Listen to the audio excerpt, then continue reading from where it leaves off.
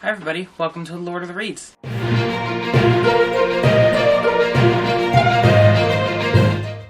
So in today's video, we're going to be going over the books that I read in April and May. I have not been filming recently, so this is the accumulation of April's and May's wrap-ups, because I couldn't be bothered to do one in April. So I read 7 books over the course of April and May, which means that I did fail both April's and May's TBRs, so that's fun. So we're going to start with the first book, I believe, that I read in April. So the first book that I read in April was The Lost Hero by Rick Riordan. And this is a continuation series of the Percy Jackson series, and instead of dealing with the Greek pantheon, it has to do with the Roman pantheon and their children. So it's set in the same world, and it has some of the same characters as Percy Jackson, just it deals with the Roman side instead of the Greek side. I really enjoyed this book. I believe I gave it 5 stars. It was a lot of fun. I enjoyed it more than Percy Jackson. I don't know why. I think it read a bit older than Percy Jackson did, which was enjoyable, and reading from multiple perspectives was also fun. And the new characters were really interesting. I didn't think I'd like it at first because of the new characters, but I really did. It was fun. The next book I read in April was The House in the Cerulean Sea by T.J. Klune. This follows a man named Linus Baker who works in the department in charge of magical youth. And his job pretty much is to go to different orphanages for magical children and see if the children are being treated correctly. But the higher-ups decide that he's perfect for a special mission to go to this very special orphanage to see if the children there could possibly destroy the world. And it's described as being middle grade for adults, and I could totally see how it read like middle grade. It's possibly my favorite book that I read in April. The children were really cute. They were all really quirky. And then Linus Baker and his relationship with the children. It was all really sweet. So definitely a really enjoyable read. The next book that I read in April is City of Ghosts by Victoria Schwab. This was the first middle grade I had heard about from Victoria Schwab, and I was really excited to read it. So it follows a girl, and she has a ghost as a best friend, because she can see ghosts because something happened when she was young. So she has one foot in the dead and one foot in the living. Super interesting concept. The relationship that she has with her best friend, it's super cute. The banter between them, it's wonderful. The ghost world is the most atmospheric place I think I've ever read about. It's middle grade, so it's not too creepy, but it's still chilling with all the descriptions of the ghosts, so a really atmospheric and an enjoyable read. The last book that I read in April was The Land of Stories, The Witching Spell by Chris Colfer. This was interesting. I started reading this book, and it read very young to me. Like, really young. But it read very predictably. So I predicted plot twists, and I predicted the whole way that the story was going. It read very, very predictably.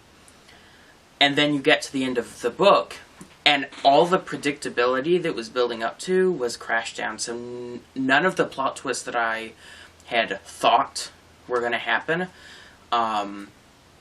happened the way that I thought.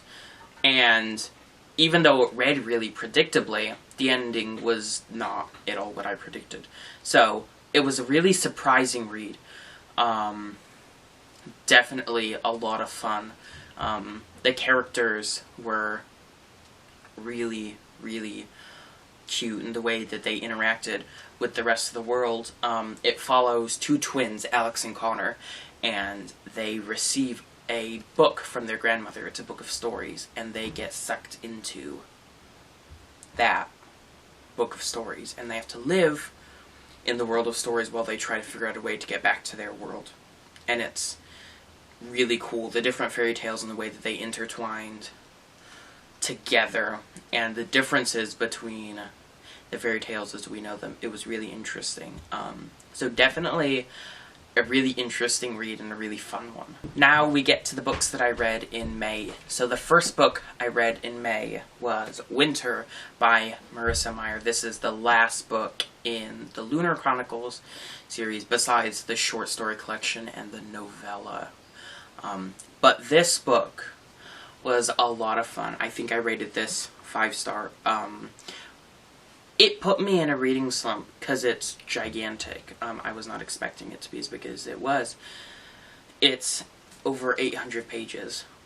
So it put me in a reading slump. That's mainly the reason why I didn't read very much throughout May, was because this took me half the month to finish. But it was a lot of fun. So the first book in the series follows a girl named Cinder, and it's a Cinderella retelling. And she is a mechanic, but she's also a cyborg, and she lives in a post-apocalyptic version of our world. And she meets the Prince of the Eastern Commonwealth, New Beijing, where she lives, and she gets sucked into this big political plot. There's magic, fantasy, science fiction, dystopia. It's a lot of fun.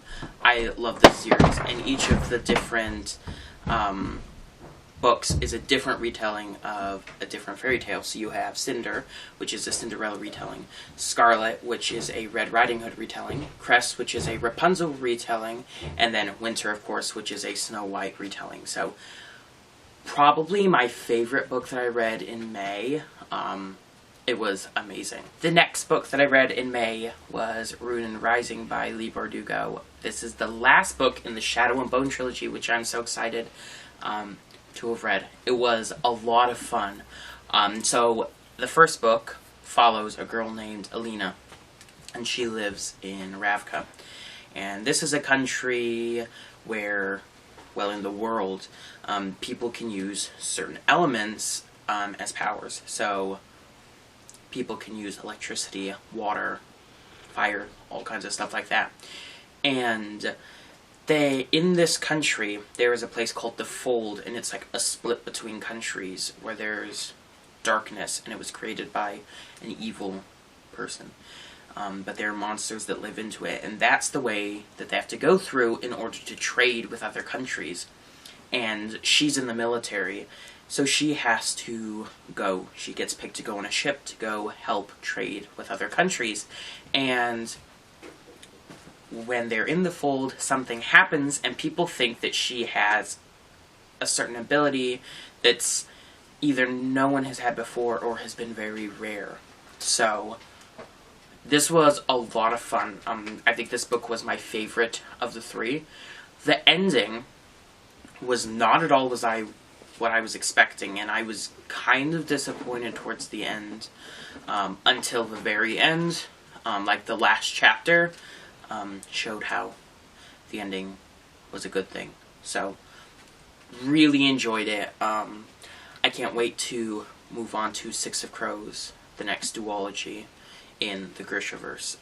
But this was amazing. 5 stars. I loved it. The last book that I read in May, just finished it yesterday, is Tristan Strong Punches a Hole in the Sky. I have the unpopular opinion to like this book. So many people have said that they didn't like it. I really enjoyed this book. It was a lot of fun. So it follows Tristan, who's a boy, and he's a boxer. His father and grandfather want him to box. So when he loses his first boxing match, he goes with his grandparents to go on their farm. And something happens. He meets a certain person, and he punches a hole in a tree, which transports him into a world of mythology. So this was a lot of fun. The characters were quirky. There was one character in here specifically that I loved. Lots of people found her annoying. She was just a lot of fun to read. And the audiobook, her voice was just, it was hilarious. The entire process of reading this was a lot of fun. I cannot wait to get to the second book. This was a 4.5. Loved it. Can't wait to continue.